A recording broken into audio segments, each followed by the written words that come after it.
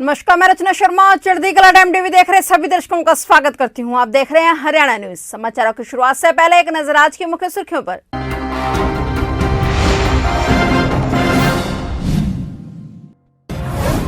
75% jobs for local के मामले में हरियाणा सरकार को मिली राहत। सुप्रीम कोर्ट से राहत के बाद शायराना अंदाज में बोले डिप्टी सीएम दुष्यंत चौटाला। आंगनवाड़ी कार्यकर्ताओं ने आज करनाल जिला सचिवालय का किया घेराव। आंगनवाड़ी कार्यकर्ताओं ने डीसी ऑफिस का घेराव करते हुए किया रोष प्रदर्शन। हरियाणा सरकार ने हटाई कोरोना की सभी पाबंदियां, पूरे समय खुलेंगे बाजार।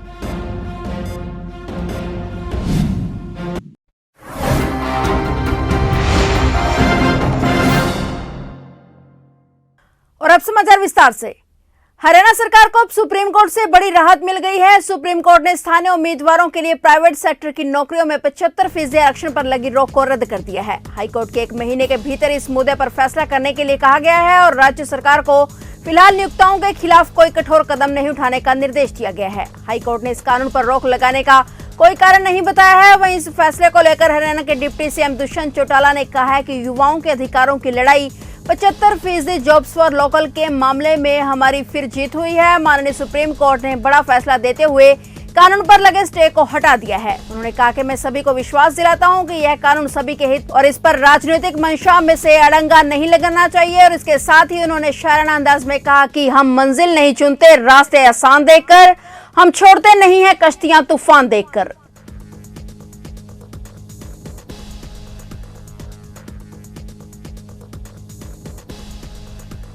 हरियाणा में कोविड-19 संक्रमण के कारण लंबे समय से कई प्रकार के प्रतिबंध झेल रहे लोगों के लिए राहत भरी खबर है। हरियाणा सरकार ने एक आदेश जारी कर सभी प्रकार की बंदिशें हटा ली हैं, लेकिन अभी भी कोरोना संक्रमण की गाइडलाइन का पालन करना होगा। इसके चलते राज्य सरकार ने बाजारों, संस्थानों, ऑफिस आदि पर लगाई गई सभी पाबंदियां हटा दी हैं। अब बाजार पूरे समय खुल सकेंगे। Cinema hall, multiplex, entertainment park, प्रदर्शनी आदि 100% क्षमता से खोलने की छूट होगी। शादी व दाह संस्कार में भी लोगों की संख्या को लेकर पाबंदी नहीं होगी। बीते 5 फरवरी को महामारी अलर्ट का समय बढ़ाया गया था और यह इस बार तीसरी लहर में दिसंबर में जारी किया गया था। हरियाणा के मुख्य सचिव की ओर से जारी आदेश में कहा गया कि प्रदेश में किसी प्रकार की पाबंदी तो नहीं रहेगी, लेकिन मास्क और सामाजिक दूरी का पालन करना जरूरी होगा। पिछले 2 महीने से अधिक समय से अपनी मांगों को लेकर प्रदर्शनरत आंगनवाड़ी कार्यकर्ताओं ने आज करनाल जिला सचिवालय का घेराव किया। दरअसल 14 फरवरी को आंगनवाड़ी वर्कर्स और हेल्पर्स यूनियन हरियाणा द्वारा करनाल में आक्रोश महापड़ाव के नाम से एक अनिश्चितकालीन धरना शुरू किया गया था। इस धरने के चौथे दिन यानी आज आसपास के कई जिलों से बड़ी संख्या में आंगनवाड़ी कार्यकर्ता करनाल पहुंचे और डीसी ऑफिस का घेराव करते हुए रोष जाहिर किया। आंगनवाड़ी यूनियन की करनाल जिला प्रधान रूपा राणा ने कहा कि 2 महीने प्रदर्शन करने के बाद भी सरकार उनकी बात सुनने को तैयार नहीं है, इसलिए आज डीसी ऑफिस का घेराव करने का ऐलान किया गया था। उन्होंने कहा कि आज सरकार को इस घेराव के जरिए सरकार को एक बड़ी चुनौती दी जा रही है। इसी के साथ उन्होंने बताया कि उनकी मांगों को लेकर कल एक बार फिर से वार्ता होगी। उन्हें आशा है कि इस बार बातचीत के लिए उनकी मांगों को मान लिया जाएगा। सचिवालय के सामने जमकर सरकार विरोधी नारेबाजी करते हुए एक आंगनवाड़ी कार्यकर्ता ने कहा कि सरकार न सिर्फ आंगनवाड़ी कार्यकर्ताओं के साथ नाइंसाफी कर रही है, बल्कि उनके मौलिक अधिकारों को भी हनन किया जा रहा है। उन्होंने कहा कि आज सचिवालय घेराव के लिए कई जिलों से करनाल पहुंच रही कार्यकर्ताओं को रोकने की कोशिश की गई। यही नहीं, उन्हें हरियाणा रोडवेज की बसों में भी चढ़ने से रोका गया।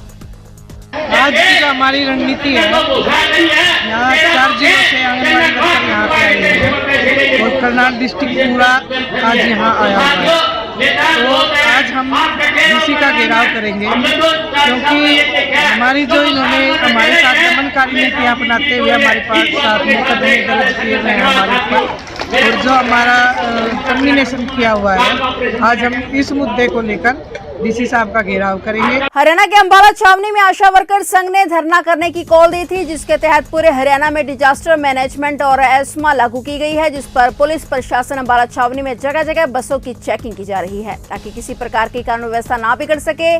सभी आंगनवाड़ी वर्कर्स को अंबाला छावनी के बस स्टैंड पर बैठने के लिए जगह दी गई है, जिससे कि कोई भी अप्रिय गतिविधि न घटे।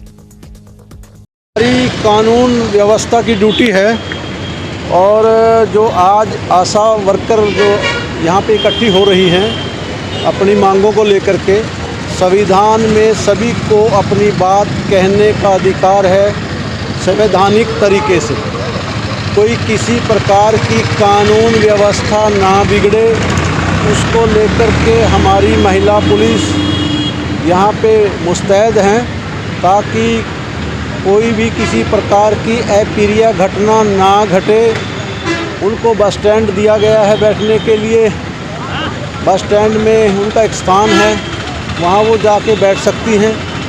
इसके अलावा और कोई किसी प्रकार की अप्रिय गतिविधि की इजाज़त कानून में किसी को भी नहीं है। उसको लेकर के पुलिस एहतियात के तौर पे यहाँ पे मुस्तैद। वो तो इनके प्रधान ही बताएंगे कि कहाँ कहाँ से आ रहे हैं, कितने आ रहे हैं, लेकिन इन्होंने तो पूरी कॉल दी हुई है, जो भी ज़्यादा से ज़्यादा की यहाँ पे जो हमें पता चला है। वो ठीक है कि भी उनका उधर एस्मा भी लगी हुई है कि वो अपनी सरकारी ड्यूटी को कोई छोड़ नहीं सकता। बसों की चेकिंग इसलिए की जा रही है, कोई भी असामाजिक तत्व, कोई भी किसी प्रकार की अफवाह, कोई भगदड़, कोई कानून व्यवस्था ख़राब ना कर दे, बैड एलिमेंट, तो इस प्रकार से चेकिंग की जा रही है। किसी के पास कोई भी ऐसा यंत्र, कोई उनके पास वो चीज़ नहीं होनी चाहिए लोगों के पास। ये सारा चेक कर रहे हैं। मैं अनिल कुमार, डीएसपी नारायणगढ़। नगर पालिका कर्मचारी संघ हरियाणा द्वारा करनाल के निगम भवन के बाहर नारेबाजी करते हुए प्रदर्शन किया गया। पिछले कई सालों से सरकार द्वारा वार्ता के दौरान मानी गई मांगों को लागू करने को लेकर यह प्रदर्शन किया गया। संघ की प्रदेश सचिव शारदा ने बताया कि सरकार ने कई बार कर्मचारियों की मांगों को माना तो है, लेकिन उन्हें अब तक लागू नहीं किया है।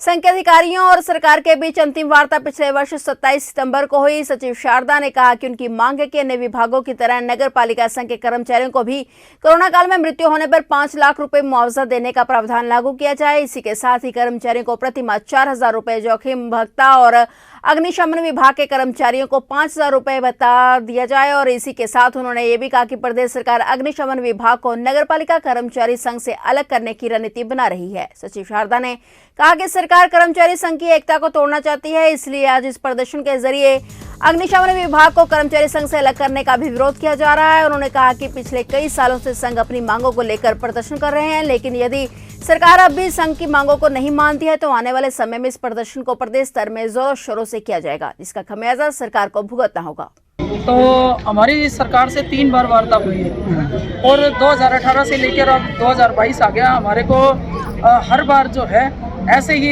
प्रदर्शन करना पड़ता है, ऐसी हड़तालें करनी पड़ती हैं अपनी मांगों को मनवाने के लिए। लेकिन सरकार जो है हर बार हमारे से बात करती है और बात कर कर एक जुमलेबाजी कर कर और हमारे को नकार देती है। कोई चिट्ठी पत्र हमारा जारी नहीं होती और इतनी कोई लंबी चौड़ी हमारी मांग भी नहीं है। हमारी सीधी सी मांग है, हमारे अग्निशमन के कर्मचारी हैं जिनको विभाग से अलग किया जा रहा है कि ताकत हमारी कम करने की जो साजिश सरकार कर रही है। हमारे जो साथी हैं उनको रोजगार विभाग बना के अलग से उनको एडजस्ट करने की बात की जा रही है। एक तो वो बंद की जाए और दूसरा अग्निशमन के जो हमारे कर्मचारी हैं 4 महीने से उनकी सैलरी नहीं है। तो अगर जिसके घर में 4 महीने से सैलरी नहीं होगी तो वो घर कैसे गुजारा होगा, वो आप खुद भी समझो इस चीज़ को। और सरकार तो बैठी है, वो तो सिर्फ एक कलम चलानी है, बात करनी है और इसके बाद कुछ भी नहीं है। सबका सब जुमलेबाजी है। हमारा जो नगर पालिका कर्मचारी संघ का एजेंडा है उसमें हमने 11 सूत्रीय मांग पत्र इनको दिया था, जिसमें कि हमारी मुख्य मांग थी कि कोरोना काल के चलते अगर हमारे कर्मचारी की मृत्यु हो जाती है तो अगर आप ये दोगली नीति हमारे साथ कर रहे हो, हमारे कर्मचारी जैसे स्वास्थ्य का कर्मचारी है उनको 50 लाख मतलब इंश्योरेंस का मिलता है और पुलिस विभाग को मिलता है, तो फ्रंट लाइन का कर्मचारी मेरा भी है, उसको भी ये जो सुविधा है 50 लाख का इंश्योरेंस मेरे कर्मचारी को कोरोना काल के मृत्यु के दौरान मिलना चाहिए। और दूसरी ये है कि हमारे जो 4,000 रुपये जोखिम भत्ता सरकार ये मानती है कि जायज़ है, जब जायज़ है तो इसकी कोई चिट्ठी पत्र जारी क्यों नहीं है अभी तक। हम ये कहना चाह रहे हैं सरकार के समय रहते हमारी मांगों पर ध्यान दे, नहीं तो नगर पालिका कर्मचारी संघ हरियाणा मजबूर हो गए, सड़कों पे होता है, मजबूर होके वो नारेबाजी, गेट मीटिंग और धरना प्रदर्शन करता है और हद होती है तब जाके हम सड़कों पे उतरकर हड़ताल तक की नौबत हमारे को तभी आती है। खेलो इंडिया गेम से पहले अंबाला छावनी में खेल विभाग के डायरेक्टर ने अंतर्राष्ट्रीय स्तर के फीफा अप्रूव्ड फुटबॉल स्टेडियम का निरीक्षण किया। इस निरीक्षण के दौरान अंबाला उपायुक्त विक्रम सिंह भी मौके पर मौजूद रहे। स्टेडियम में all weather swimming pool, gymnasium hall और खिलाड़ियों के लिए बनाए गए हॉस्टलों का जायजा खेल विभाग के डायरेक्टर ने लिया। वहीं स्टेडियम के निर्माण में घोटालों को लेकर भी उन्होंने प्रतिक्रिया दी और कहा कि जिन्होंने स्टेडियम का निर्माण किया है उन्हीं पर घोटाले के आरोप लगे हैं, इस पर वो कोई टिप्पणी नहीं करेंगे। खेलो इंडिया हमारा में भी अप्रैल फर्स्ट वीक में शायद शुरू हो जाएगा और उसी के तहत जितना इंफ्रास्ट्रक्चर है आज उसकी तैयारियों का मैं जायज़ा ले रहा हूँ। काफ़ी बढ़िया फैसिलिटी स्विमिंग को लेकर अम्बाला में हमारी बनकर तैयार हो गई है और अगर आप देखेंगे कि all weather Olympic size swimming pool जो पूरे हरियाणा में कहीं नहीं है, उसका ना केवल स्विमिंग पूल का तैयार होना बल्कि उसके साथ जितने भी पैराफर्नेलिया है, जो उसके इक्विपमेंट्स हैं, वो भी सारे इसको परचेज़ किए हैं। तो आगे आने वाले समय में जिस तरीके से ये तैयार हो रही है चीज़ें, निश्चित रूप से अम्बाला एक स्पोर्ट्स का हब बनकर उभरेगा और ना केवल खेलो इंडिया में बल्कि आगे आने वाले समय में काफ़ी ज़्यादा फ़ायदा हमारे खिलाड़ियों को मिलने वाला है। सर कौन से अम्बाला में स्विमिंग और जिम्नास्टिक 2 गेम्स हैं। सर सिक्योरिटी जो पैरामीटर्स हैं उनको लेकर भी कुछ देखा गया है, किस तरह से सिक्योरिटी? सभी पैरामीटर्स पर जब ये पूरा उतरेगी, ना केवल हमारी PWD की टीम बल्कि बाहर से भी जो सिक्योरिटी ऑडिट है वो भी हम यहाँ का करवाएंगे। जो सर सिक्योरिटी ऑर्डर है जो कह रहे थे कि ये अनसेफ है, PWD की एक रिपोर्ट हुई है कि इसमें जो शहरी कोर्ट का घोटाला हुआ है और ये अनसेफ है स्टेडियम, तो ऐसे में खेलो इंडिया को हम कैसे वो कर सकते हैं? ये जहाँ तक मैंने दोबारा आपको लोगों को बता रहा हूँ कि सेफ्टी के जितने भी पैरामीटर्स हैं उनको एक जो ऑडिट टीम है उसके तहत हम ऑडिट करवाएंगे और किसी भी पैरामीटर पर कोई भी अनसेफ चीज़ हम बच्चों को नहीं देंगे। अच्छा सर, ये जो ये हुआ है 46 PWD ने तो एक एक्शन किया, चलो 3 लोगों को सस्पेंड कर दिया। सारा कंस्ट्रक्शन PWD ने किया है, उस बारे में मैं कोई कमेंट नहीं कर पाऊँगा। अम्बाला मंडल के राजपुरा बठिंडा रेल मार्ग पर RVNL द्वारा दोहरीकरण के कार्य हेतु ट्रैफिक ब्लॉक किया जाएगा। 18 फरवरी से 28 फरवरी इस रूट पर लगभग 14 गाड़ियां रद्द रहेंगी। 10 रेलगाड़ियों के रास्ते में बदलाव किया गया है, जिससे यात्रियों को कुछ समय के लिए परेशानी का सामना करना पड़ेगा। दरअसल राजपुरा से धुरी जंक्शन पर डबलिंग के कार्य के चलते हुए 18 फरवरी से 28 फरवरी तक कई रेलगाड़ियां प्रभावित होंगी, जिसमें 14 गाड़ियां कैंसिल होंगी और 10 रेलगाड़ियों के रूट डाइवर्ट किए गए हैं और 2 गाड़ियों को शॉर्ट टर्मिनेट में किया गया है। बेसिकली ये राजपुरा से धुरी सेक्शन जो है, बरनाला सेक्शन में डबलिंग का काम जो चल रहा है RVNL द्वारा, उसके संदर्भ में नॉन इंटरलॉकिंग होनी है, जिसके चलते टोटल कैंसिलेशन जो है वो 14 गाड़ी की है, डाइवर्शन 10 गाड़ी की है तथा जो शॉर्ट टर्मिनेशन है वो 2 गाड़ियों की है। इसमें अम्बाला पासिंग जो है कैंसिलेशन में 2 पेयर हैं, एक 45-25-26 अम्बाला श्री गंगानगर, गंगानगर अम्बाला, ये 18/2 से 28/2 तक कैंसिल रहेगी।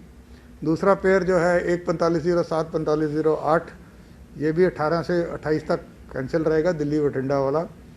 डाइवर्शन में 2 गाड़ियां जो हमारे यहाँ से अम्बाला से जा रही हैं, ये एक है 11057/58 दादर, ये वाया अम्बाला सरहिंद होके जाएगी, ना कि धुरी होके हुए। दूसरी गाड़ी जो है एक 275152, ये नदेड़ जम्मू तवी है, ये भी अम्बाला सरहिंद सानेवाल होते हुए डाइवर्ट की गई है। अम्बाला पासिंग में जो शॉर्ट टर्मिनेटिंग ट्रेन है वो हमारी 14735/36 जो गंगानगर से अम्बाला, अम्बाला से गंगानगर जाती है, इसको बठिंडा में ही शॉर्ट टर्मिनेट कर दिया गया है। यही जो अम्बाला पासिंग गाड़ीज हैं। कब तक रहेगी पासिंग, कब तक रहेगी? ये 28 फरवरी तक फाइनल कमीशनिंग हो जाएगी उन 4 स्टेशंस की।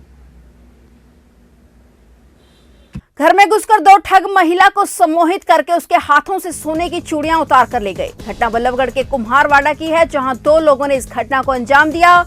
घटना की शिकायत पुलिस को दे दी गई है, लेकिन अभी घटना के संबंध में पुलिस ने मामला दर्ज नहीं किया है। पूरी घटना में दोनों ठग घर में घुसते हुए और वारदात को अंजाम देने के बाद भागते हुए साफ तौर पर दिखाई दे रहे हैं। कार्यालय पर था, मेरे पास फोन आया कि मेरी माँ के साथ ऐसे ऐसे हादसा हो गया है कि मेरी माँ को कोई घर में घुसे हैं 2 लोग और उन्होंने कुछ सुंघाया है और वो गहने चूड़ी वगैरह उतरवा के लेके चले गए। और तुरंत मैं आया हूँ और मैंने फिर प्रशासन को फ़ोन करा है, प्रशासन को भी फ़ोन करे हुए आधा घंटा हो गया, अभी तक प्रशासन की तरफ से ना कोई फ़ोन है ना कोई अधिकारी है। ये प्रशासन का मेन बाजार बल्लभगढ़ कुमारवाड़े का ये हादसा है, दिन में फेलियर है प्रशासन का, ये बिल्कुल फेलियर है जी, प्रशासन का पूरी तरीके से फेलियर है। पड़ोस के CCTV हैं, आपने देखे हैं, उनमें दिखाई भी दे रहे हैं, तो क्या कुछ अंदाजा हो रहा है कितने लोग थे? वो 2 लोग थे और जो जैसा CCTV से पता लग रहा है, बाकी CCTV की फुटेज निकलवाई जा रही है और वो प्रशासन को सौंप दी जाएगी जल्दी से जल्दी। कितने पैसे भी बता रहे हैं? 5-1 हज़ार रुपये के आसपास लगभग जो पर्स में जैसे माता श्री बता रही हैं, लगभग 5-1 हज़ार रुपये के आसपास पैसे हैं। कलायत की 12 वर्षीय बेटी खुशी प्रजापति पंजाब की धरती पर कला का प्रदर्शन करेगी। कलायत की बेटी अपने डांस के हुनर से अपने माता पिता का नाम रोशन कर रही है। खुशी के पिता धर्मपाल प्रजापति पेशे से मजदूर हैं। मजदूर की बेटी ने घर आंगन को प्रशिक्षण मंच बनाकर प्रतिस्पर्धा के लिए चयनित हुई है। हरियाणा गीतों और बेहतर नृत्य के हुनर के आधार पर खुशी का चयन हुआ है। संस्थान के मैनेजर संजीव सिसोदिया ने बताया कि प्रस्तावित मुकाबलों में स्टार ऑफ शो को इनाम के रूप में कार दी जाएगी। जैसे उसमें अपनी तैयारी है फाइनल के लिए? सर है तो है, लेकिन इतनी नहीं है सर, आगे करती रहूंगी। तो आप तैयारी अपने घर करती है या आपको कोई प्रेरणा देता है इसके? कैसे कोई टीवी देखते हुए या कोई और किस तरह करते हैं आप तैयारी? ना सर, हमारे फोन में लगाकर फिर हम ऐसे ही कर लेते हैं। इससे पहले भी आपने कहीं कोई अपनी भागीदारी दर्ज की है? यस सर, स्कूल में की थी सर, फिर कैथल गए थे। अच्छा, तो आपकी अब इच्छा क्या है? आप आगे बढ़ने के लिए आप क्या करना चाहते हैं? सर मैं डांसर बनना चाहती हूँ। फिलहाल हरियाणा न्यूज में इतना ही। तब तक के लिए देखते रहिए चढ़ती कला टाइम टीवी और मुझे दीजिए इजाजत। धन्यवाद।